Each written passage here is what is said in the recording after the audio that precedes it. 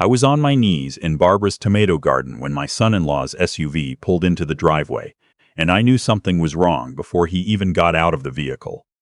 It was a Tuesday morning in early September, the kind of morning East Tennessee does better than anywhere else I've ever lived. Cool air still carrying some of the previous night. The ridge behind the property showing the first pale suggestion of fall color. I'd been out since 7, doing what I always do in September. Checking the late-season heirlooms, pulling the spent vines, turning the bed over before the first frost warning.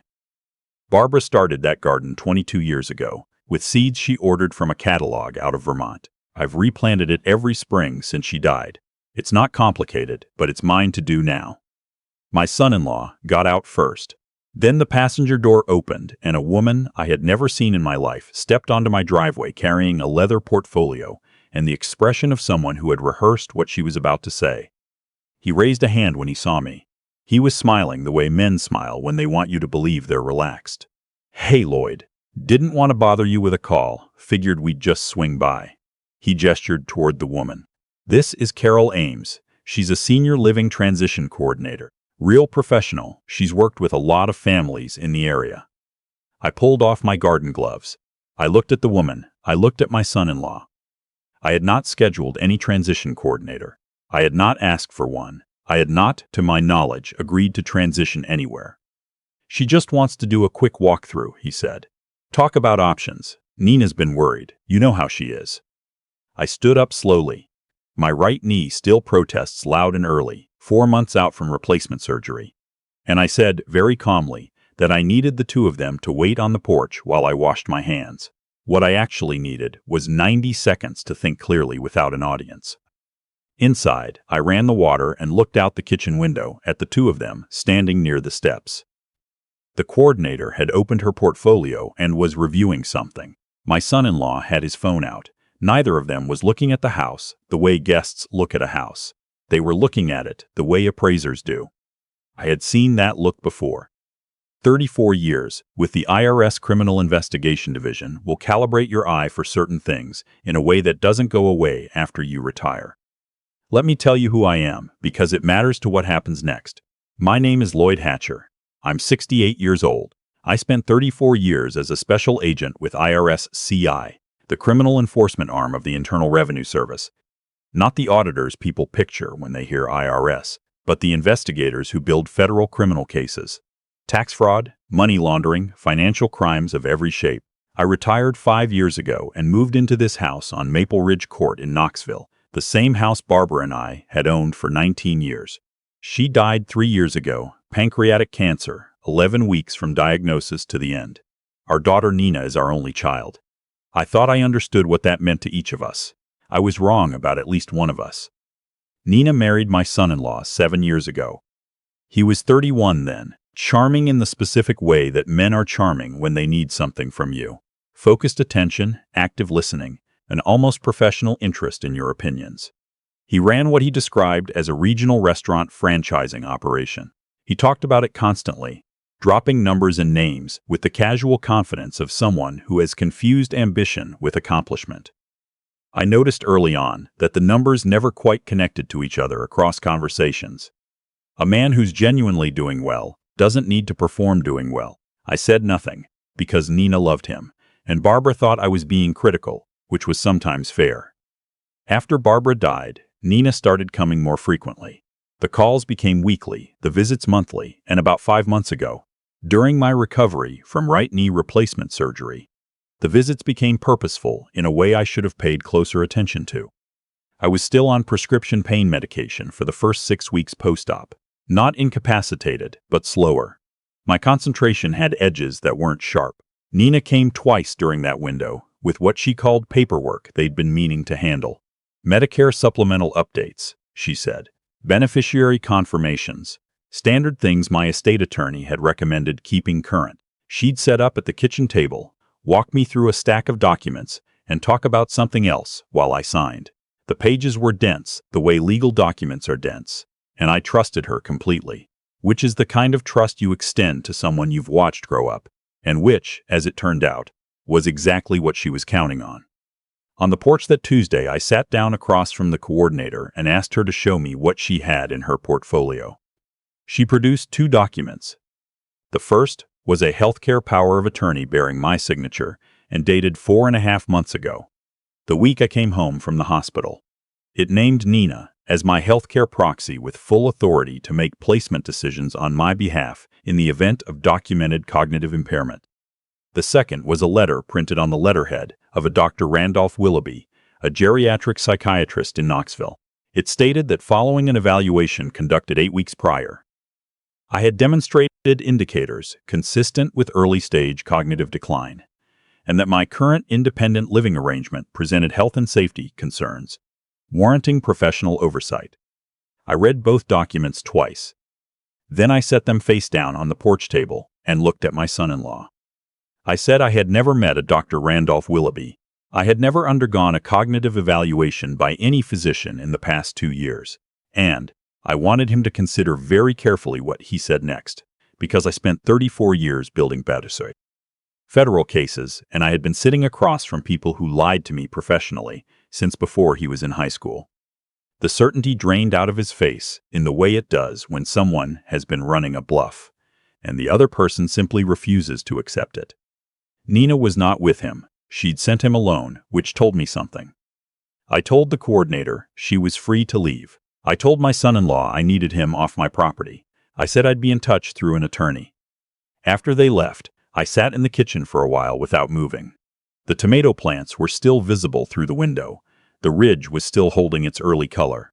Everything looked exactly the same as it had an hour ago. Nothing was the same at all. I picked up my phone and called Edna March. Edna had been my supervisor for 11 years at the CI field office in Nashville before she retired, and set up a consulting practice that worked with elder law firms around the state. We'd spoken a few times since Barbara's memorial. She was the kind of person who picks up on the second ring. I told her what had just happened in the same order it had happened. She listened without interrupting. When I finished, she said, "Lloyd, whoever put that together, assumed you were further gone than you are." She gave me 2 names. The first was an elder law attorney in Knoxville named Graham Fisk, who she described as having seen every variation of this particular scheme and having zero tolerance for any of them. The second was a financial investigator named Miriam Cole, a former FBI forensic accountant who now took private financial fraud cases. "Call them both today," Edna said, "and don't sign anything between now and when you talk to Graham, not even something that looks routine." I understood the instruction. Graham Fisk's office was on Gay Street, 15 minutes from my house. He was in his early 60s, compact, with reading glasses he took off and on like punctuation. He read through both documents the way you read something when you're looking for a specific mechanism of failure. Not sequentially, but structurally. He spent a long time on the psychiatric letter. The first problem, he said, was the POA itself, a healthcare power of attorney signed during a period of acute post-surgical recovery when the signatory was on prescribed opioid medication, is vulnerable to challenge on grounds of diminished capacity at the time of signing, particularly when there's no record of independent legal counsel reviewing the document with me before I signed it. I said I hadn't had independent counsel. My daughter told me it was a standard insurance update. He nodded once, slowly. He said that was, without exception, how these documents always get signed. The second problem was the psychiatric letter. He said his investigator would need to verify Dr. Willoughby directly, but the structure of the letter already had issues. No case number, no reference to my primary care physician, no insurance billing code. Clinical evaluations generate paperwork trails. This letter existed alone. He leaned back. He said we needed to know how deep this went. He strongly recommended I reach out to Miriam Cole before we filed anything, to understand the financial dimension before it moved underground. I called Miriam from the parking garage. She agreed to meet me the next morning. She was 58, efficient in the way people are efficient when they've spent decades inside financial records that other people spent significant effort making unreadable. She drank black coffee and asked questions in a straight line, never sideways. When I'd given her the full account, she said she'd need access to my financial accounts and estimated she could have a preliminary picture within 48 hours. 40 hours later, she called me back. She started with the most recent finding and worked backward. 6 weeks ago, she said, someone submitted a request through Vanguard's online portal to change the primary beneficiary on my traditional IRA from the Disabled American Veterans Charitable Fund, where it had been designated for 11 years, to Nina Hatcher Colwell. The request was submitted from an IP address not associated with any of my registered devices. Vanguard's fraud detection system flagged it and did not process the change. They sent a paper confirmation to my home address. I did not remember receiving any such letter. That's because, Miriam said, a mail forwarding request was filed with USPS 5 weeks ago, diverting all mail from my address to a post office box in Knoxville registered to a business entity called Colwell Property Partners, LLC. I sat very still. Colwell Property Partners, she continued, was registered with the Tennessee Secretary of State 4 months ago. The sole registered agent was my son-in-law. The LLC's stated purpose was residential and commercial property acquisition and management. She paused to let that settle. There was more. My homeowner's insurance policy had been modified 3 months ago to add my son-in-law as an authorized point of contact for any claims filed on the property, and Colwell Property Partners had made an inquiry with a residential real estate brokerage in Knoxville 7 weeks ago regarding listing a property on Maple Ridge Court. Current comparable sales, the brokerage had estimated in response, placed homes on that street between $640,000 and $720,000, depending on lot size and interior condition. I looked out the window of the coffee shop at the street below. Miriam said, Lloyd, his restaurant group, is in significant financial trouble. I need another day to build the full picture, but from what I can already see, Colwell Hospitality Group has outstanding debt of approximately $900,000, spread across 2 commercial lenders, and an SBA loan that went into default 8 months ago. One of the private lenders has issued a demand letter. He has 60 days to produce $310,000, or face personal liability and asset seizure. The picture assembled itself the way it always does when you have enough data, not gradually, but all at once, like a document coming into focus on a copier. His business was drowning. My house was the only solvent asset within reach. Move me to a memory care facility using a forged psychiatric evaluation and a healthcare POA I'd signed while my judgment was compromised by surgery and medication. Take control of my finances. Liquidate the property through his LLC. Clear the debt. Start over somewhere else with a cleaner balance sheet. It was a competent fraud. It would have worked on someone who hadn't spent 34 years learning to find the thing that had been hidden. I asked Miriam how much of this my daughter knew. She was quiet for a moment. Then she said, her name is on 2 of the Colwell Hospitality accounts as a co-signatory. She's listed as a secondary member of Colwell Property Partners, LLC. She wasn't peripheral to this. I thanked Miriam and ended the call. I went out to the garden that evening and worked it for an hour, turning the soil along the bed's edge where I planned to overwinter the garlic. The motion was familiar enough that my hands could do it without supervision, and my mind could move freely. Barbara had loved this garden the way she loved any project she could see results in. She was a practical woman, not sentimental about the idea of things, devoted to the reality of them. She would have been furious about what her daughter had tried to do, and she would have told me, within the first 30 seconds of my explaining it, exactly what I needed to do next. I already knew. I just needed the evening to put some distance between what I knew and what I felt. Graham's investigator confirmed the following day that Dr. Willoughby was a legitimate psychiatrist with a practice in Knoxville who had never met me, never billed my insurance for any appointment, and never generated the evaluation letter attributed to him. His office manager confirmed that his letterhead template had been used without authorization in a document that did not exist in his practice management system. Dr. Willoughby agreed to provide a sworn affidavit and filed a complaint with the Tennessee Board of Medical Examiners the same afternoon. Graham filed a civil complaint that Wednesday, an emergency injunction blocking any transfer of my property, a formal petition to challenge and revoke the healthcare power of attorney on grounds of fraud and diminished capacity at signing, and a referral of the criminal evidence to the Knox County District Attorney's Office. Before he filed, he sat across from me and said something I think he says to every client in this situation. He said this would become a matter of public record. It would involve my daughter. It would move slowly and then quickly, and there would be moments in both phases that were hard. He asked if I was certain. I thought about the mail forwarding, about the LLC registered 4 months ago, about the text message from my daughter to my son-in-law that the civil discovery process would eventually produce. The one that read, "He's still not fully himself from the surgery. We need to move before he gets his footing back." "File it," I said. What followed over the next 6 weeks confirmed something I'd learned working financial crimes. People who have committed fraud don't become rational when they're caught. They accelerate. My son-in-law called 3 times from numbers I didn't recognize. The voicemails were variations of the same theme. This was a misunderstanding. He hoped we could resolve this as a family. He was only trying to make sure I was looked after. The quality of each message was tighter and more controlled than the one before, like someone trying to compress panic into a manageable shape. I forwarded all of them to Graham.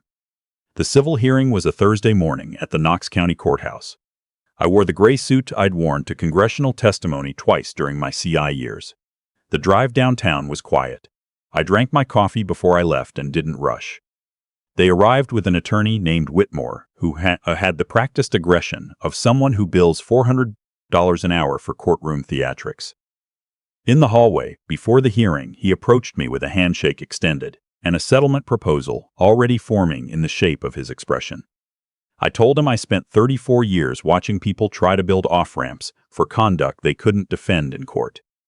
I could recognize the construction in the first sentence. I told him I'd see him inside and walked past.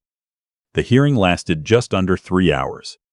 Their attorney tried the standard approach: concerned adult children, overwhelmed aging parent, tragic family misunderstanding inflamed by an overzealous legal process. He produced photographs: Nina and me at her wedding, at Barbara's memorial service, at a Christmas dinner 4 years ago. We were smiling in all of them. Graham presented the evidence. Dr. Willoughby's sworn affidavit confirming he had never evaluated me, and that the letter bearing his letterhead was fraudulent.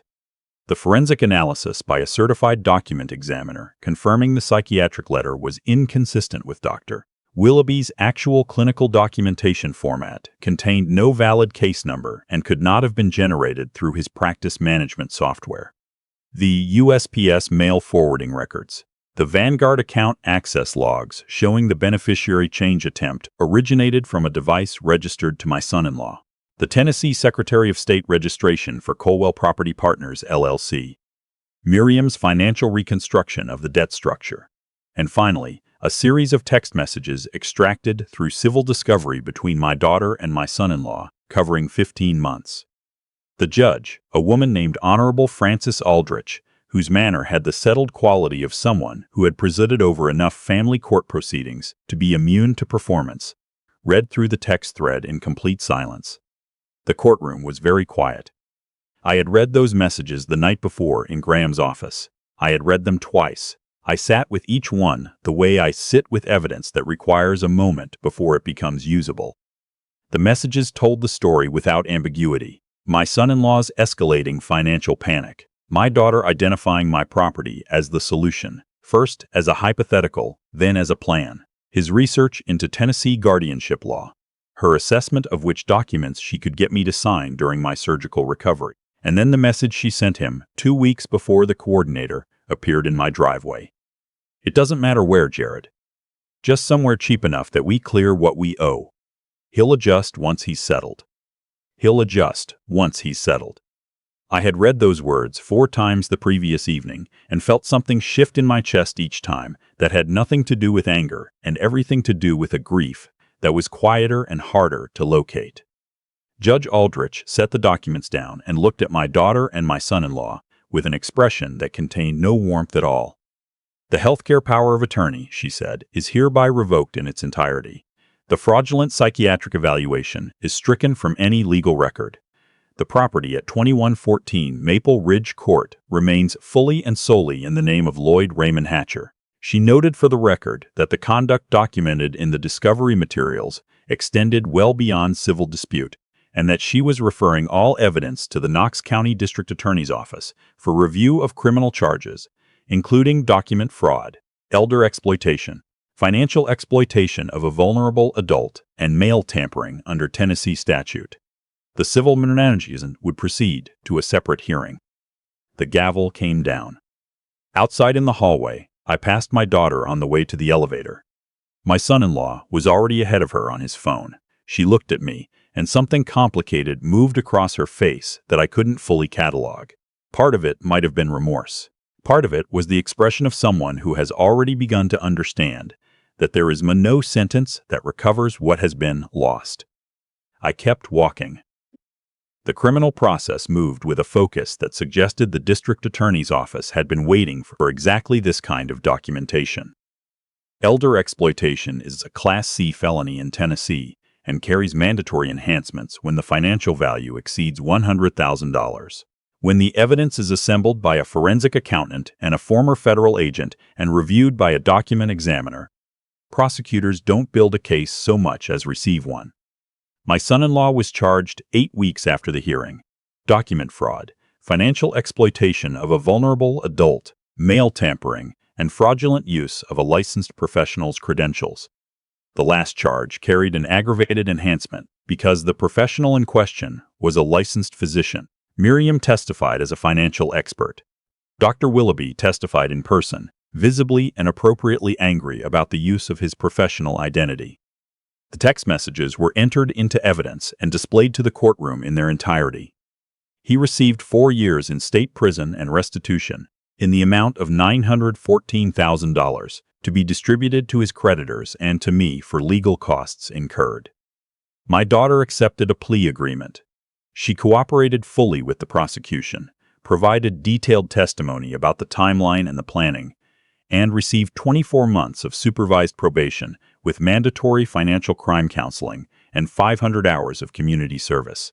The judge who accepted the agreement noted on the record that her cooperation had been genuinely material to the prosecution's case, but that her role in engineering the exploitation of her own father, in particular, her deliberate timing of the document signings around his surgical recovery, represented a betrayal that the court took with full seriousness. I was not in the courtroom for her sentencing. I had decided that some weeks earlier, and the decision didn't cost me anything once I'd made it. That evening, I was in the garden until the light changed. The tomatoes were past their peak, but still giving, the way heirlooms do when you've paid attention to them all season.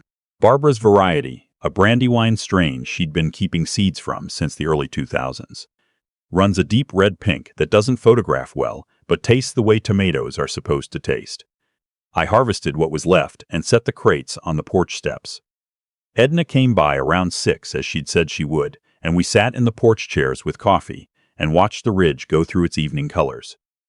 We talked about the case for a while, then about other things, colleagues we'd known, the way federal work changes you in ways you don't recognize until something personal forces you to look at it, the particular loneliness and occasional grace of living alone in a house where someone else's presence is still everywhere. At some point, she asked if I was all right. I thought about the question the way I try to think about any question that deserves a real answer. I think so, I said. I'm hollowed out in certain places, but the structure is sound. She nodded. She'd seen enough to understand exactly what I meant. 6 weeks after the sentencing, a letter arrived with a Knoxville return address. My daughter's handwriting, the same rounded script she'd had since she was 9 years old, the letters slightly forward-leaning the way Barbara's had been. I knew what it would be before I opened it. I opened it anyway. It was 5 pages. She described the pressure of the last 3 years, watching the business fail, watching the debt accumulate, watching my son-in-law's confidence become something harder and more desperate, until she couldn't tell where his panic ended and her own began. She described convincing herself that I wouldn't really lose anything, that the house was just an asset, that I'd be cared for, that the money was being redistributed rather than taken. She said she knew those were lies she had told herself, because the truth was too uncomfortable to look at directly. She said she understood if I couldn't forgive her.